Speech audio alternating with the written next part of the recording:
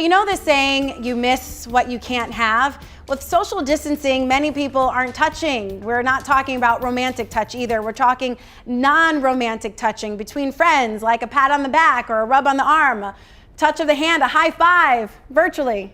Our Blanca Cobb is here, as you can see. We're talking about the importance of touch while practicing social distancing, remaining several feet away from each other. So let's start with why people are missing this and the importance of non-romantic touch.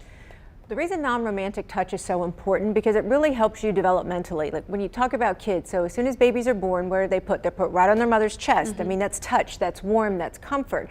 There's also been studies done back in the 1970s and 80s where children, in part, who were not touched, they didn't grow to the expected rate. So they didn't get to the same height or the weight that would be expected for those children. And that's what you call failure to thrive. Also at the University of California in Berkeley, what they found out is that doctors who would touch their patient on the arm or on their back, that increased their survival rates when it came to like complex medical problems. Yeah. It's just really important. It almost feels like a little bit of a support.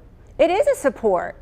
I mean, absolutely, and that really jumps into the next thing, Tracy, is that when you talk about physical health, what happens is it decreases your cortisol level, it decreases your blood pressure, it helps stabilize your breathing. Think about it, if you go into a haunted house with a friend and you get really scared, what do? You grab hands, or you're getting really close together as you're going through that haunted house. Or think about if you get bad news and a friend gives you a hug, that helps decrease the depression, and it increases or releases that oxytocin, which is a bonding hormone. So it's really good for your physical and your mental health. Absolutely. So how can you cope since we don't have the options to touch right now?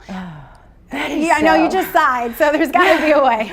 It is. I mean, so part of what you were saying earlier, when you miss something that you can't really have, you want it even more.